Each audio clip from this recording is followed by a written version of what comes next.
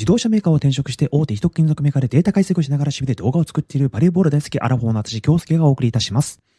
今回ご紹介するのは一度は聞いたことがあると思います。ベストセラーのメモの魔力です。著者は前田裕二さんという方です。なんと76万部が売れたという超人気の本です。皆さんこんなことを感じたことはないですか？毎日仕事で忙しい、休む暇も全然ない、私の人生ってこれでよかったのかなとか、家族もいるし生活に不満があるわけでもない、でもなぜか満たされている感じがしないとか、定年間近でやっとリタイアできる、でもこの先何をしていけばいいんだろうとか、そんなことを感じたことはないですか？この人たちの共通点って何だかわかりますか？それは皆さん人生のコンパスを持っていないということなんですよ。人生のコンパス何それと思った方も多いと思います。これは自分の人生をいい方向に向かわすためのコンパスのことです。このコンパスに従って進むことで人生の価値を最大化することができて、満たされた人生を送ることができるんですよ。ポイントは、満たされるのはコンパスが示すゴールに到達した時だけではなくて、コンパスに従って進んでいる時も満たされるということなんですね。おいおい、そんなコンパスあったら買うよ。Amazon でいくらで売ってるのと思った方、実はこれタダなんです。使うのは皆さんの頭の中にある記憶とメモ帳とペンがあればいいんです。今回は具体例を交えて紹介していきたいと思いますので、もう一人の登場人物を紹介したいと思います。会社員のゆうこさんです。よろしくお願いいたします。よろしくお願いいたします。今回の動画の構成はこのようになっております。丸1、自分の過去の出来事を思い出していく。丸2、自分の過去の出来事を抽象化して人生の軸を見つける。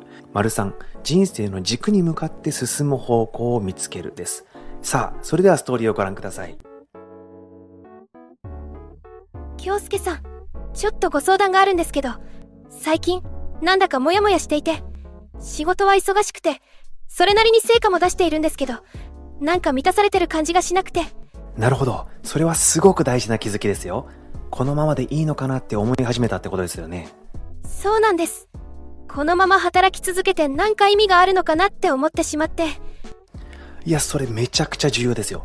人生のコンパスを見つけるチャンスかもしれませんね。人生のコンパスですか？はい、つまり自分がどこに向かっているのか、どこに向かいたいのかを明確にすることです。それが見えてくるとモヤモヤがすっきりしますよ。でもどうやって見つければいいんでしょうか？はい、まず初めにやることはライフチャートを作ることです。これめちゃくちゃ効果的ですよ。ライフチャートですか？そうです。横軸を年齢、縦軸を人生の満足度にして、これまでの人生の出来事をプロットしていくんですよ。特に中学以前の出来事を厚めに書くのがポイントです。中学以前ですか？それってなぜですか？子供の頃って純粋に楽しいとか好きで物事を決めていたじゃないですか。だからこそ本当の自分が何を求めているのかっていうのがこれ見えてくるんですよ。確かに大人になると色々考えすぎちゃって、純粋に好きだったことを忘れがちになりますよね。そうなんですよ。だからまずは7つぐらいの出来事をピックアップして、それぞれの満足度を振り返ってみるといいんですよ。なるほど。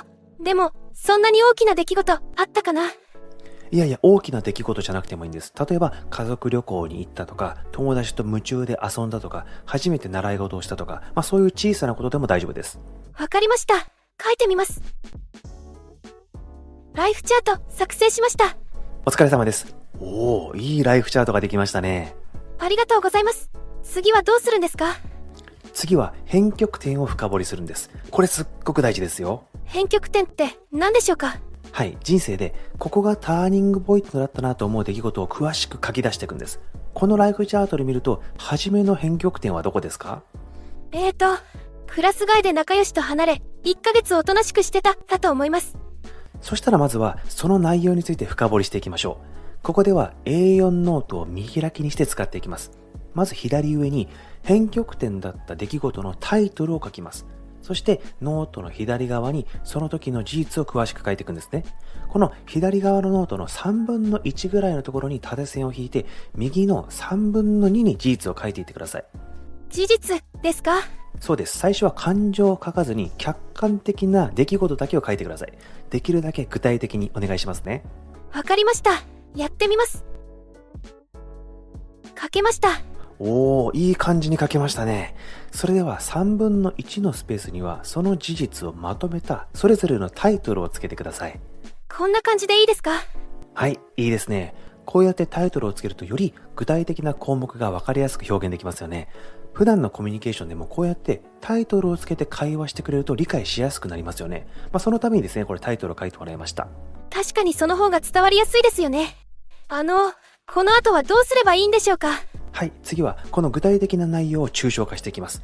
これすっごく大事ですよ。抽象化ってどういうことでしょうか？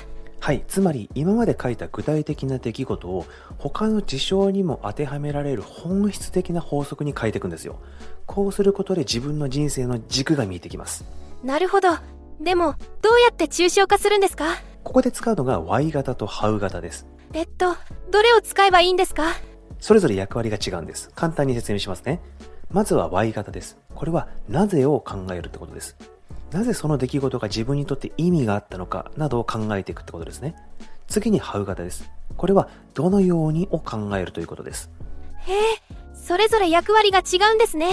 それでは抽象化をやってみましょう。その前に見開きページの右側の真ん中に線を引いてください。この左側を使っていきます。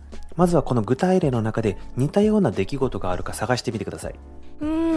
クラス外で仲の良い友達と別のクラスになった。新しいクラスに知り合いがほとんどいなかった。この2つってなんか共通してますよね。おー、いい視点ですね。この2つに共通しているのは、環境が変わったことで周りに知っている人がいない状態になったということですね。確かに。それで思い出したんですけど、授業中も発言せず静かにしていたっていうのもその影響だったかもしれません。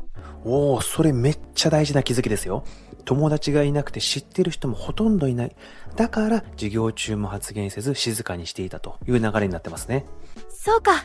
環境が変わったことで自然とそういう行動になってたんですね。そういうことですね。じゃあここで Y 型を使って考えてみましょう。つまり、なぜ環境の変化は人を防御的にさせるのかという問いですね。つまり、環境が変わった時って自分の立ち位置がわからない状態になりますよね。それで、下手に動くと目立ちすぎたり、失敗するかもしれないって無意識に思って、まずは様子を見る、みたいな。めちゃくちゃいいですね。まさにそれが、環境が変わると人はまず安全を優先し、積極的な行動を控えるという考え方につながりますよね。確かに。だから、授業中も発言しなかったし、新しいクラスで最初はおとなしくしていたんですね。そうなんです。こうやって具体的な出来事を振り返ると、なんとなくそうしていた行動もちゃんと理由があったってわかりますよね。本当ですね。しかも、これって学校だけじゃなくて、例えば転職した時とか、新しいプロジェクトに参加した時とかにも当てはまりそう。そうです。それが Y 型のすごいところなんですよ。環境の変化イコール安全を優先イコール積極的な行動を控えるという流れが分かれば、他の場面でも同じことが起こる可能性が高いと予測できるんですね。なるほど、すごいですね。こうやって考えると全然違う出来事にも応用できるのが分かります。そうなんですよ。これが経験を抽象化するということなんですね。じゃあ次の返却点もこの流れで考えてみましょうか。はい、やってみます。京介さん、書けました。お疲れ様です。いろいろ書けましたね。でもここで終わりじゃないんですよ。そうですよね。一番右側が空欄ですもんね。はい、その通りです。実は抽象化するだけでは次の行動にはつながらないんですね。ここで大事なのは抽象化した内容を次にどう生かすかなんですよ。なるほど。でもそれってどうやるんですか？はい、そこで役立つのがこの転用です。つまりこの抽象化は他の場面でどう活かせるかを考えるんですね。まずは書いてもらった抽象的な文章をそのまま使ったり組み合わせたりして転用できるかどうかを考えてみてください。これって組み合わせられそうじゃないですか？いいですね。どんな風にでしょうか？孤立し始めた時に何もしないでいるとますます閉じこもってしまうっていうことでしたよね。でも関係性は偶然の出来事と小さなやりとりで生まれるなら、何もしないんじゃなくてまずは小さな行動をすることが大事ってことになりますよね。すごい発想ですね。それを転用の欄に書くとどうなりそうですか？孤立しそうな時ほど自分の世界に閉じこもらず小さな行動をするとかですかね。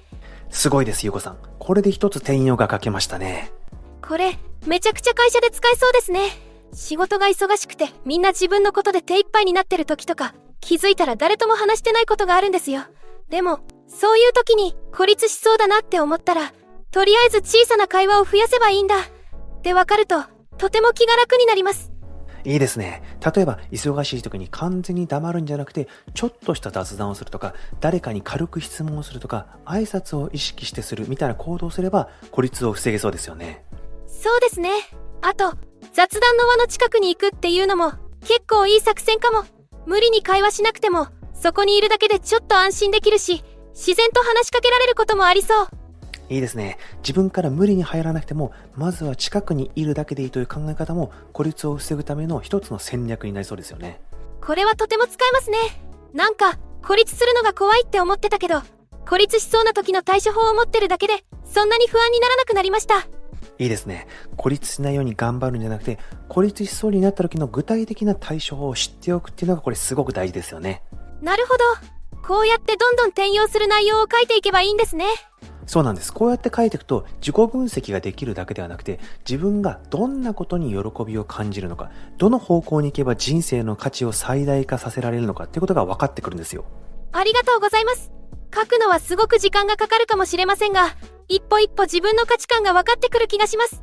なんだか書いている間も、この転用が実現したらワクワクするなって感じです。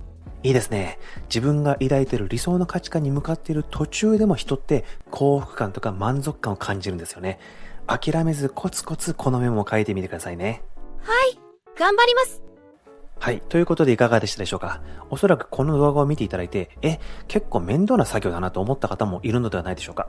そうなんです。自分が進むべき人生のコンパスを探すのってそんなに簡単じゃないんですよ。でもどうでしょう。一つ一つの作業はそんなに難しくなかったはずです。大切なのはコツコツやり続けていろいろな転用を見つけていくことなんですね。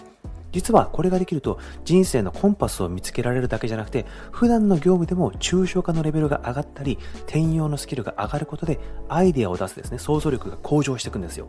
なので少し手間かもしれませんが、今週のお休みでまずはライフチャートから書いてみませんか？きっと皆さんの人生をいい方向に導いてくれるはずです。まあ参考になったかなという方は、ぜひいいねボタンを押していただけるととっても嬉しいです。時間があったら他の動画も見てあげてもいいよという方、ありがとうございます。チャンネル登録をしていただけると最新の動画をお見逃しなく楽しんでいただけるかと思います。それではまた会いましょう。